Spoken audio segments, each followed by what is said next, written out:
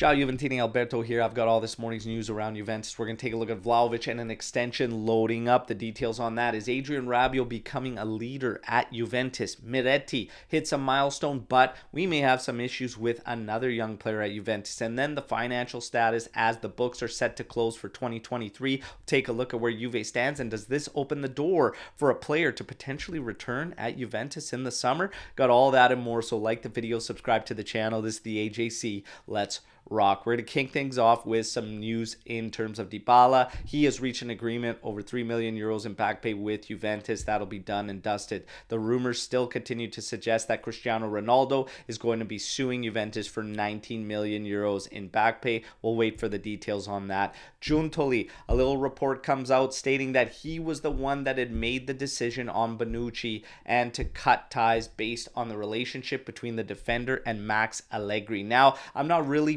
buying into this one completely, because we know, and we've heard it from Max, we've heard it from Bonucci, even though he didn't mean to and he contradicted himself, that these discussions were being had throughout last season, okay, towards the end of the season. But maybe, just maybe, Giuntoli come in and he had the final say of just saying, that's it. It's enough. It's over. But these are the latest reports, all right? Now, we get to Miretti. He hits a milestone of 50 appearances for Juventus, reaching that at the age of 20 years old, all right? So impressive there. Represents the only youth product to do that. If we want to go back looking at Marchisio got his debut at just shy of 21 years old, all right? And Del Piero at this age had 35 caps for Juventus. So Miretti is hitting the appearances. He continues to be a player, though, that has fans divided on their opinions of him. Last season, I said he would do well with a loan and I would loan him out. However, I changed my tune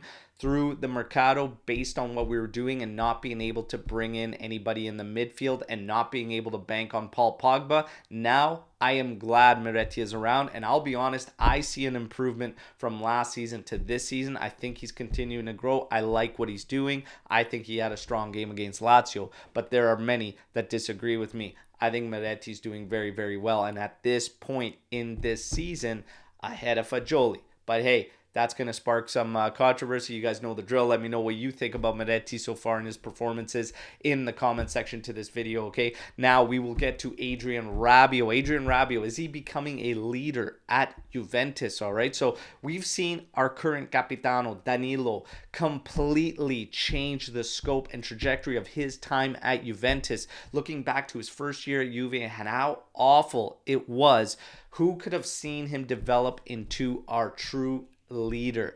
This is a massive, massive change. Is Adrian Rabiot heading towards the same? These are his latest words in an interview, and that was, I couldn't leave after a season like that. Couldn't leave Juventus without Champions League, without anything. It was important for me to stay and help rediscover Juventus and bring them back to the Juve we know, competing for the Serie A title. Now, you have to take all these words with a grain of salt and whatnot, but his performances, for me, even though some of them leave him with low ratings this season, he is doing his job, and he is doing his job very effectively, all right, in the middle. And his game against Lazio was probably his best so far this season and should have been rewarded with a goal. Now, we can probably state, and I do feel this way, that if the offers came in that were strong enough, he probably would have left. But in terms of us, our play, our lineup, our roster, he is a key cog for Juventus. All right, is he becoming a leader? Potentially.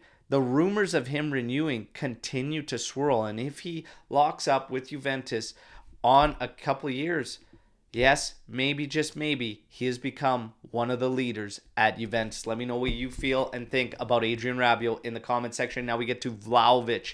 All right, so Vlahovic, red hot start to the season, all right, despite the fact that Sky Sport doesn't want to show this man some love, or Chiesa. Take a look at this. Look at these clowns. You want to keep clowning around, leave us out of it. Try to make little jabs, little jokes, whatever.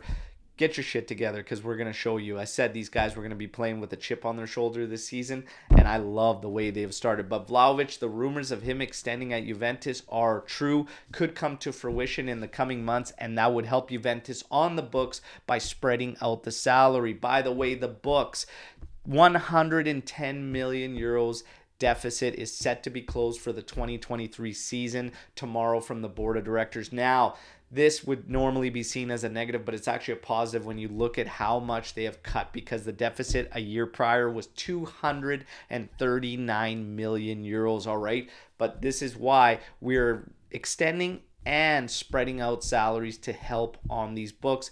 Vlahovic, that could happen with him in the coming months. If we take a look at the books, what this means, this opens up the potential for Juventus to maybe make some moves and potentially be returning a player to Juventus like Spinazzola, who's going to be free this summer. The rumors have been surfacing.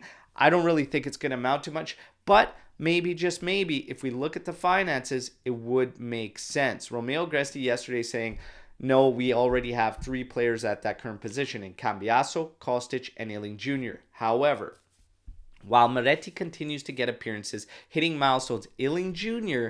is a player that has a lot of interest, all right? And he may be representing a problem because we may not be able to get him enough minutes to keep him happy. He may end up wanting to leave. Not only that, but Kostic is a player that would hold some value that we could potentially move. We looked at moving him this past summer mercado. If we move him, get help to the books, and then bring Spinazzola in on a free, and he'd be on a low salary, this could be a move that makes sense, as you would have Cambiaso, Spinazzola, potentially still keeping Iling Jr. around. Or you move Iling Jr., which I hope doesn't happen, but it represents a scenario that might make sense on the books. While ultimately my personal opinion is we shouldn't have got rid of Spinazzola the first time. However, I think he's past it now and his best is behind him, and I wouldn't bring him in. But that's just me. You guys know the drill. Let me know what you think in the comment section on everything you just heard, especially the Spinazzola rumors. And do we have an issue with Iling Jr.? We tackled this one in the green room. That's available to AJC memberships after our post-Lazio match podcast, all right? But let me know what you think. Like the video, subscribe to the channel. Can't wait to mix it up with you all. I'll be back tomorrow for another update video, all right? Till then, fino alla fine, forza Juve. Ciao tutti.